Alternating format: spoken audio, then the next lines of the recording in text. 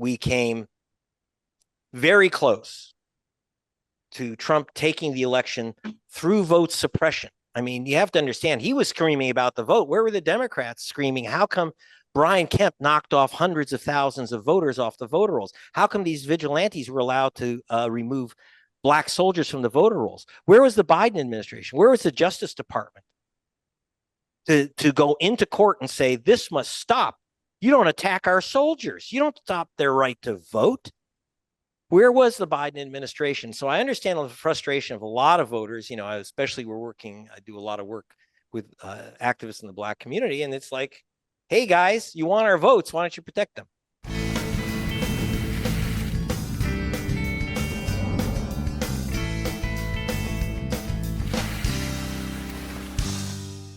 Hello and welcome to the Human Happy Hour podcast with your host, myself, Jayson Argento, and Rena Goldman. Today, we'll be talking with Greg Palast, who is known for his investigative reports for BBC television and several New York Times bestsellers, including The Best Documentary Money Can Buy.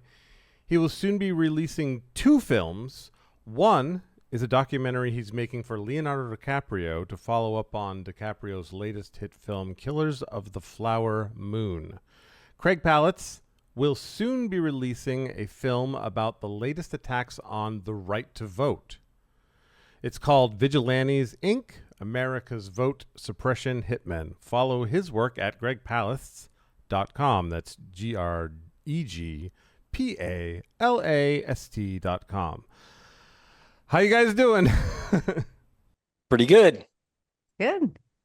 Well, the first question, Greg, we'd like to ask you about is how did you have a very impressive career. What got you interested in it? Well, I became an investigative reporter because I grew up in the anus of Los Angeles. Sun Valley, Pacoima still is the poorest neighborhood in the city, between the garbage dump and the sewage plant. And what I wanted to do is 2 things. I wanted to find out the SOBs who put us here and uncover them and name them. And I wanted to tell the story of people who can't tell their own stories. Whether it's the people I grew up in Sun Valley, Pacoima, mostly Chicanos, and or whether it's the people who are being crushed in Ecuador by oil interests, or whether it's kids with cholera in the Congo who can't get their medicine because financial vultures have literally stolen the medicine money from this nation. So these are the stories I want to tell. And it came, again, out of my own background, having someone's boot on my neck. I got out, I got lucky because I figured out use all kinds of trickery to get myself into top schools and get the hell out of the valley. And it involved a lot of undercover work, which I do now, and a lot of prevarication. I made up some crazy ass stories, but got myself into some good schools. And then I earned my degree in economics, of all things, studying under Milton Friedman, the right-wing evil dwarf. But I learned a lot but it allowed me to get inside corporate America. It allowed me to get inside the power centers of the planet, from whether it's in Britain or Azerbaijan or Washington, D.C. So that's how I ended up. And my whole idea is to just, pull down the pants on these guys, on the rulers of our planet, on our landlords, and expose them. Right. That's me. Wow, how's that going? I hope well. Well, before I was an investigative reporter, actually, I was an actual investigator. I mean, like I say, I had a real job. I was an investigator for many, many years. I directed the investigation of the Exxon Valdez breakup, which I did for the natives of Alaska, the indigenous people that own the shoreline. I headed the government's big, giant racketeering case. We won billions of dollars against the nuclear industry, which is a cesspool of corruption that makes the mafia look like the Girl Scouts. And so with this investigative background, and I was noticing that media didn't really cover the stories, I decided I'm going to cover the stories myself. which immediately meant I had to go into exile because I couldn't get these investigative stories into U.S. press. So I was hired by the Guardian and newspapers and BBC television in Britain, and that's where I did most of my work for a decade or so. So kind of coming off your background and everything that you've been able to do, I have to ask, like, the state of media now, at like, what is the hope for people going forward to try to do the kind of work that you do? Where do they go? What advice do you have? I recommend it and I don't. One, I recommend it because it's fun. It's not, if you're looking to make money as an investigative reporter, or, even survive, it's not going to be easy because we've gone to punditry. You look at whether it's Fox or MSNBC, it's basically a bunch of people blathering. Joe Biden's crazy. Joe Biden's wonderful. Kamala Harris is, has a funny laugh. Has a great laugh or a terrible laugh, or and Agent Orange is a threat to democracy. Whatever, it's all commentary. Where are the facts? And that's what I concentrate on. I'm nonpartisan. I have a foundation, which I raise money to do this work because you can't get. Even the Guardian and BBC and so on, they just don't have these budgets to do the type of long-term investigative reporting which is needed, which is why I also am now moving to making films to get around the industry, the news, the news industrial complex, or the news commercial complex, which is what it is. It's just, there to sell you, your some weird prescription drug for erectile dysfunction. And instead, I'm making films to reach out. I'm doing 2 films with the Leonardo and George DiCaprio now, who are helping back my documentary work. And, that's how we're going to tell the truth, by getting around them, working with celebrities, working with in Hollywood here, which is where I am right now, so that we can grab people's brains without having them have to watch, paint dry on PBS. Yeah. It's difficult to get people to listen past first few sentences. I said this to another guest. There's this show called The Y-Files, and one of the things that I think is wonderful about this show, it's on YouTube, is they tell the conspiracy or the issues the wrong way first, as if it's real, and then he turns it around at the end and just says, "But is it real?" And then he just gives facts, and I feel like that's a really good way to do it, because as soon as you say the first few things, you're done. It's always the debunking issue. That's what we do. We take what people believe and we tell them the truth. I mean, I was the very first mainstream journalist when I was with the Guardian and BBC to say, American democracy isn't what it's cranked up to be, and that the vote in 2000, the Al Gore George Bush race, where George Bush became president of the United States by just 537 votes in Florida. And what I uncovered for the Guardian and BBC was that tens of thousands of black men were wrongly removed from the voter rolls. They were called felons. When not one, I mean, absolutely zero of those, tens of thousands of black men were never convicted of any crime except voting while black. And that's what picked our president. In fact, one thing I'm very concerned about these days is the Democratic Party saying that our elections are perfect, and Joe Biden saying idiotic things. He does say a lot of idiotic things even before his brain melted, which was, for example, like, anyone who challenges American elections is a threat to democracy. Well, I'm sorry, Al Gore. Then you're saying Al Gore was a threat to democracy when he brought a lawsuit before the United States Supreme Court to overturn that illegal election. The elections in America are stolen. They're stolen in many ways. That was a creepy little plot, which has continued. The purging of voter rolls is our most serious business. Here's a statistic I just got today. The number of Republicans in the past 4 years has risen by about 147,000 in registered Republicans. The number of registered Democrats has fallen by 3.6 million voters Now, does Wow. that mean that people re-registered from Democratic to Republican Party? No one ever does that, almost never. Did people call their state officials and say, I don't want to vote anymore, please take me off the rolls? No, these people were purged. They are removed by officials. Like I did one analysis for Rolling Stone and for Salon in Georgia in 2018. The governor, Brian Kemp, removed 500,000 voters because they supposedly didn't live in the state anymore. And I went to Amazon and Google and asked their experts, and Microsoft and asked their experts to go through those lists of people that were removed.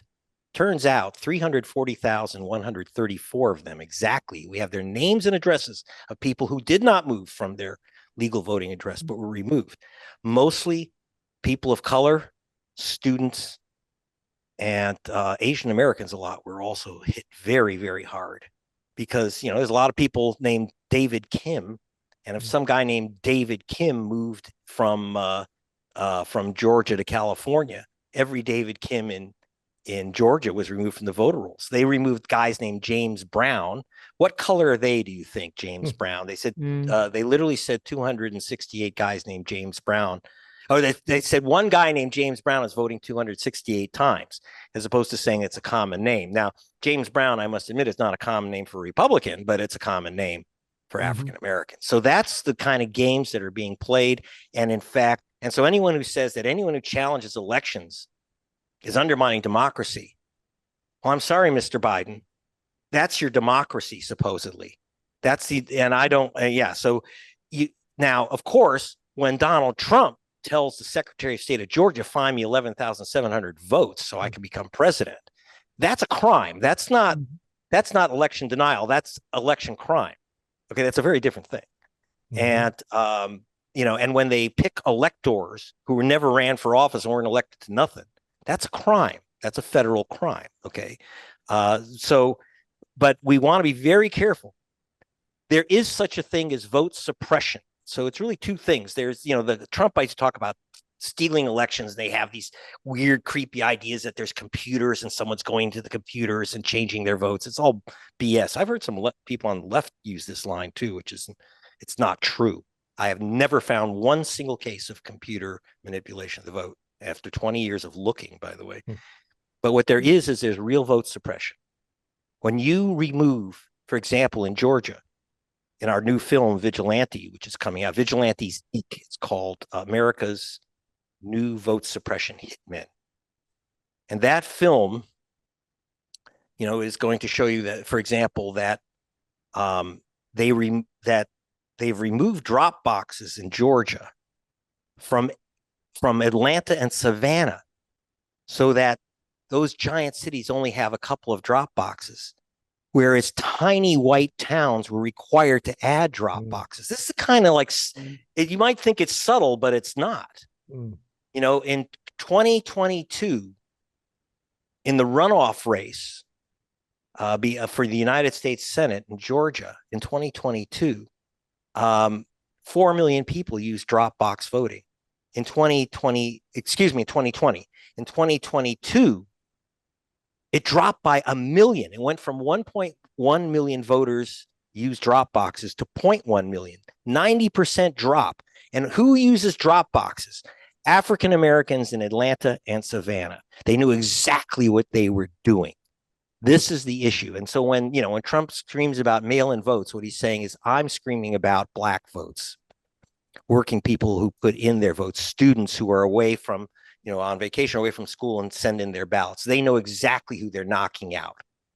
And this is the game that we're playing. And now we've got a whole new threat, which is why the film is called Vigilantes Inc. There's a whole new system which is coming in 2024, which you really have to know about. In 2022, a group named True the Vote got 88 volunteers, all of them GOP officials. I'm not being partisan about it, but every one of these people are Republican officials. 88 Republican officials acting as vigilantes. They're not government officials. They're party officials who personally challenged the vote. Are you ready? Of 180,000 voters in Georgia. Now, with the NAACP, Rainbow Push, New Georgia Project, and other voting rights groups, I was working with them, and with help from Leonardo DiCaprio and his Instagram to get people excited, worried about losing their vote, and Rosario Dawson, who's the narrator of our film, by the way. Go to gregpalast.com if you want more info. That'll come out September 6th. They challenged the right to vote of all these people in Georgia, and thousands and thousands were removed, including, for example, in our film, we have Major Gamaliel Turner, an African-American career soldier, America's expert on warfare of the future, a vigilante from Columbus, Georgia, GOP vice chairman, challenged this soldier's right to vote. He challenged 4,000 voters' right to vote, most of them black soldiers from what was called Fort Benning. It's been changed now, but he literally challenged these black soldiers' right to vote because they were assigned to other military bases temporarily. Believe it or not, when you go to work for the military and you're assigned to a new base, you don't lose your right to vote. Believe it or not, even if you're black, you don't lose your right to vote. But not according to these vigilantes. Here's the problem. There were only 88 vigilantes in 2022. This time, True the Vote, because they had some success there, knocking off thousands of voters.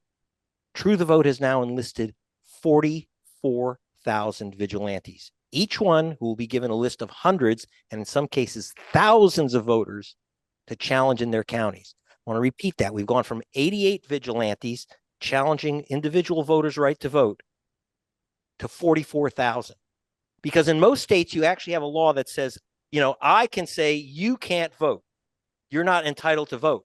But that's always if you knew someone, Harry's moved away, so take his name off the voter rolls. We had one woman in Cobb County, Georgia, who personally challenged 32,000 voters. She just sent in a thumb drive, basically, of black and young people that she didn't want voting. 4,000 in near Fort Benning. Now, where's it going to be? 44,000. So almost every county in America is going to be facing these challenges. A lot of them will be rejected, but I can guarantee you that 300,000 or 400,000 people are going to lose their vote. That's the estimate we have now from the NAACP. 300,000 or 400,000 people minimum in the United States are going to lose their vote. Joe Biden won the presidency by 44,000 votes in 4 states. You knock off 300,000 or 400,000 people, especially in those swing states. Kamala Harris is toast. And it's not about whether I'm for or against Kamala Harris, or, if you want to vote for Trump, vote for Trump. I'm nonpartisan. But I think that the voters, not the vigilantes, should be determining who our president is and who our senators are. And that's what we're trying to show in this film, Vigilantes, Inc. So now that you've uncovered this, right, what is the fix for it? Do you go over that in the documentary? Well, to fight, you fight vigilantes with vigilance. What we're going to do is we're going to expose them. Go and watch the film, pass on the film. It's going to be a free download starting September 13th after our premiere in Hollywood. The first thing I want people to do is be aware of these vigilante voter attacks. And the second thing I want you to do, there's the best way. What happens, just so you know what happens when someone challenges you, you personally have to walk into your county supervisor's office, your county clerk's office, wherever you are, whatever county you're in. You have to physically go there and bring ID and prove that you are who you are and you live where you live and that you're a citizen. And that's insane.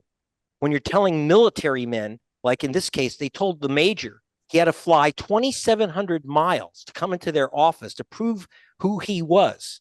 And by the way, he ultimately did it. He brought in an attorney from Washington.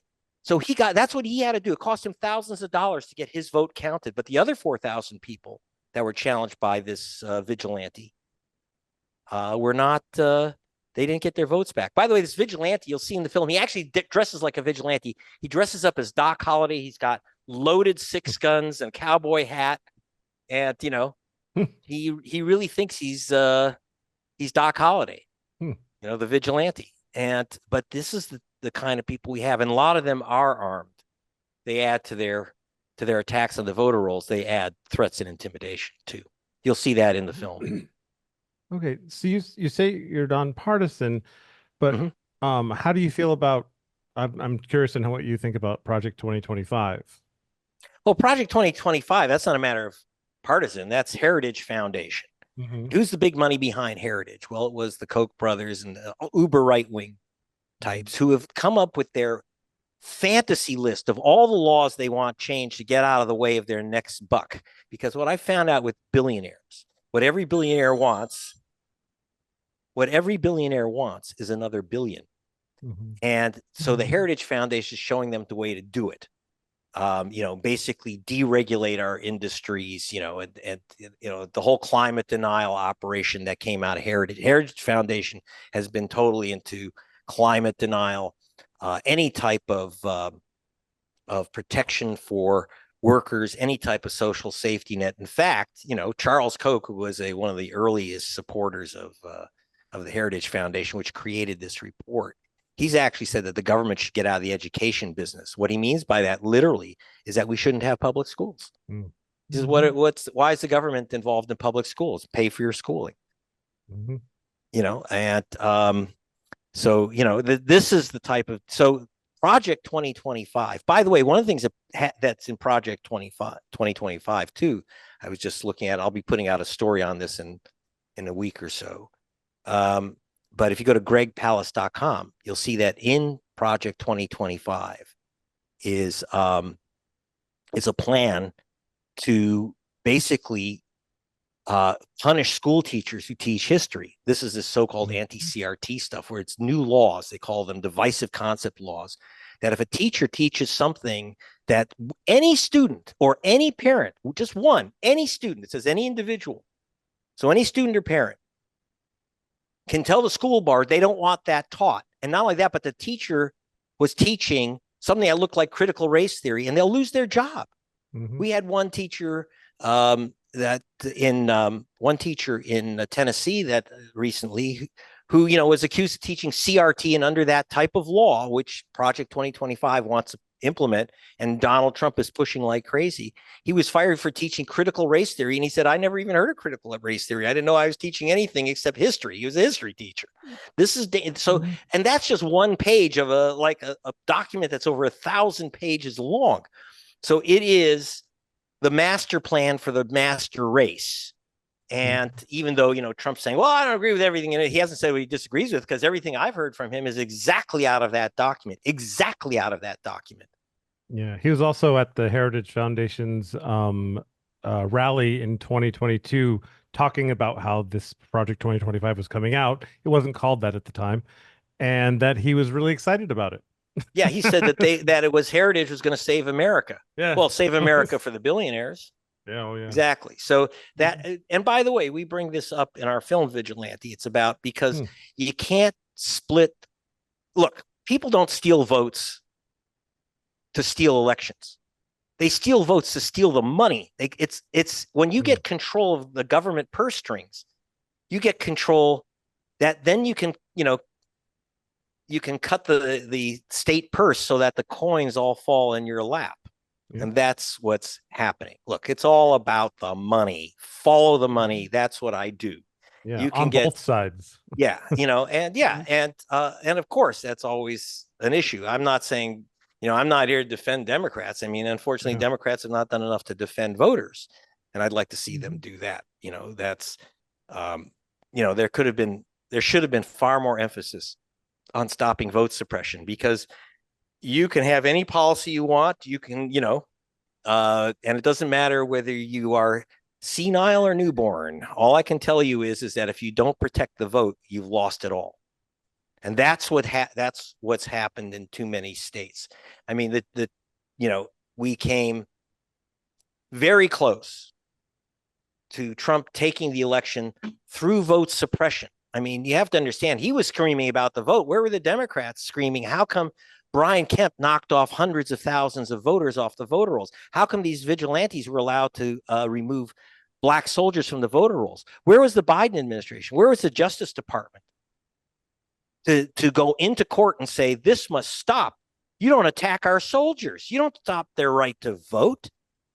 Where was the Biden administration? So I understand the frustration of a lot of voters. Especially I do a lot of work with activists in the Black community. And it's like, hey, guys, you want our votes. Why don't you protect them?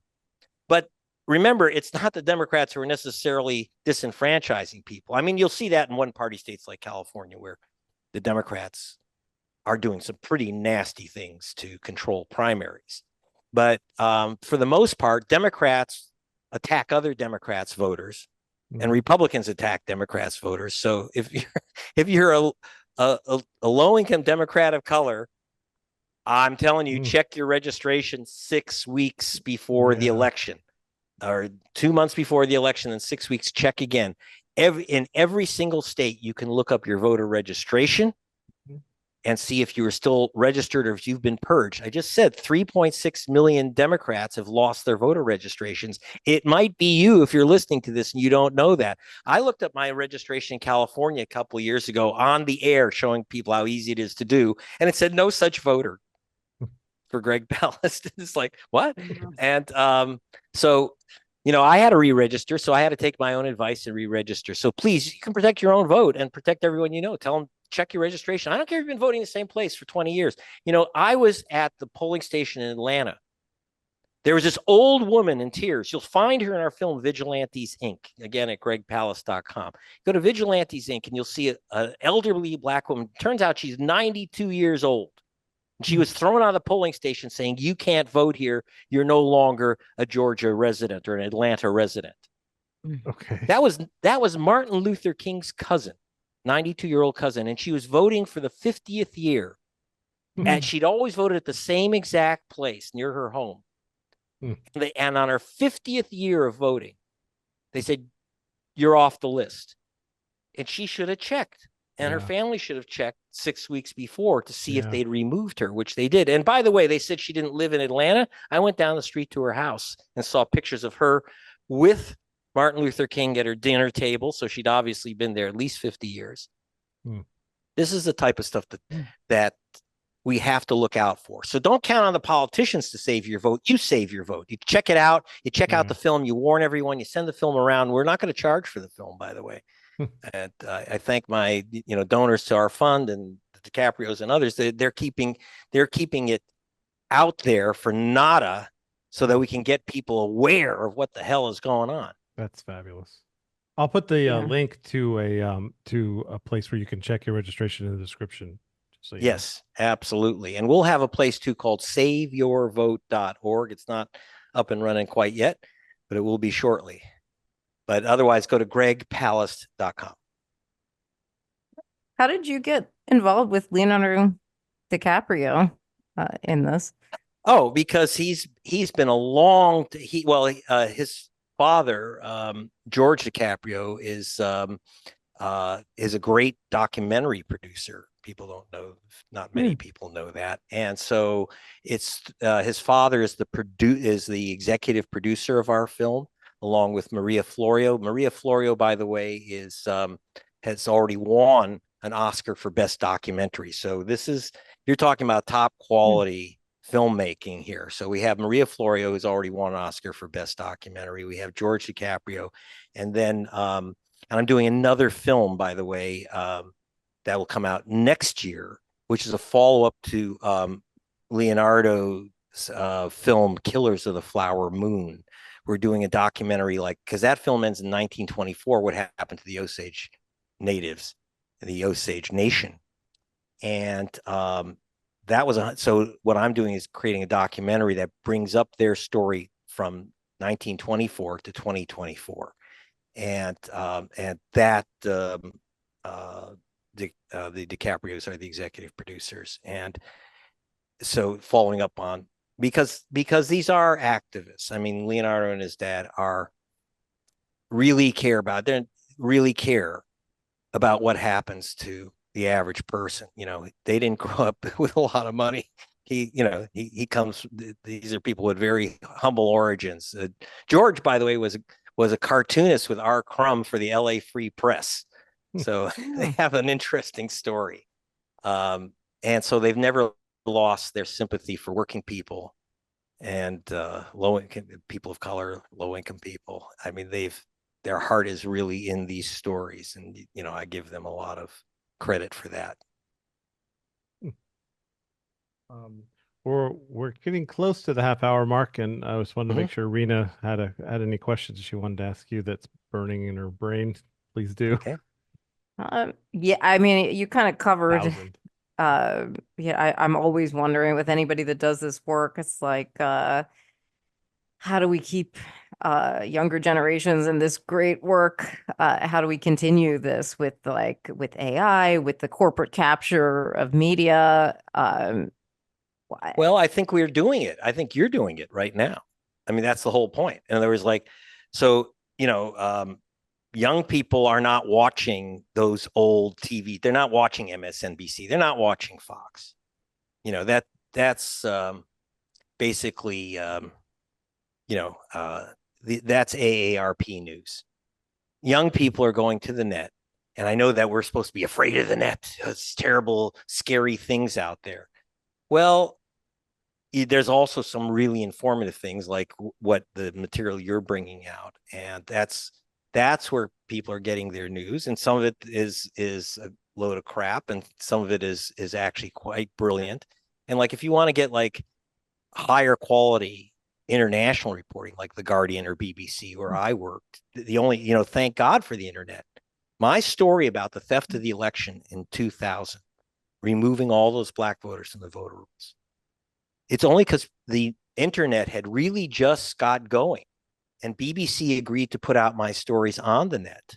And The Guardian was the first major newspaper on the planet to go to net first publishing, so that you could get some quality stuff out there and go around the U.S. media. I mean, my report was offered to ABC News on the removal of black voters, and they wouldn't take it. Dan Rather started on the story, and then he got scared. You know what Dan Rather's office told me? They said, because the removals of black people from Florida back in 2000 was done by the governor of Florida, who was Jeb Bush. The guy running for president, brother, who was removing black voters for him. And so Dan Rather's office called Jeb Bush and said, Greg Palast says that you've been removing black voters from the voter rolls. And you know what they said? No, we're not. And that was it. CBS would not run the report. They said, well, they denied it. Wow. And I said, gee, I never thought of asking them myself. I just went to the evidence. I literally got the names and address of every single black person that was removed from the voter rolls illegally. And I went to the attorney general, and he said, not one person on this list is an illegal ex-con voter. Not one. And that was from their own attorney general. But, so the mainstream media, the lame stream is, it's like literally they called Jeb Bush's office. Well, you're accused of removing. Oh, we didn't do it. Oh, okay, that's it. Oh, I didn't, I can't make that up. Isn't that how police find criminals too? They just call them and ask them if they did. Did you do it? And they said, I didn't. Oh. They there you go. The Dan Rather route. I mean, and yet, this is a guy who was paid millions of dollars until he actually tried to do another story, which is also based on my research, which was how George Bush got out of the Texas Air Guard, and he ended up retracting that story to try to save his job. The story was true. It was my story. I know it's true. His daddy made the arrangements to get him out of Vietnam. And that's a totally 100% true story. And I offered the head of CBS, Wellesley Moonves, $100,000 if he could prove that, in fact, my story, which was in The Guardian and in BBC television, was wrong. That's a good thing I didn't have $100,000 in my bank account, but I've written the check anyway out of principle. But yeah. So look, if you're looking for the mainstream media to inform you, good luck. Yeah. So So I'll see you. Yeah. So I'll see you at gregpalast.com, and you can subscribe to my investigative reports. I don't send out a lot of stuff. I don't inundate people with stuff, but well, you can. I love your look, by the way. Oh, I may be weird to say that, but I love it. And I always think of, you may be doing this on purpose. I think of this like a 1950s, 60s detective or something. I just want to well, know, have you ever yeah. been in any dangerous situation? Always, yes. I've been in many dangerous I just want to. situations. I try not to. I'm not one of these. I'm not a crazy person. I have some cameras Okay. who are pretty crazy who like hear gunfire and they run towards it Oh, because geez. cameramen. But I don't. I try to stay out of trouble, but trouble doesn't necessarily stay away from me. And I was arrested in the Islamic Republic of Azerbaijan. That was not, or I should call it really the Islamic Republic of British Petroleum, because I was investigating them and I got arrested there, and that was pretty scary. There's been a few hairy scenes. I mostly worry about my whistleblowers because they are the ones in real danger. They get, some of them have disappeared. I've tried to Mm. warn them. I try to protect people as much as I can. That's probably scary to someone who's thinking of calling me and give me a tip.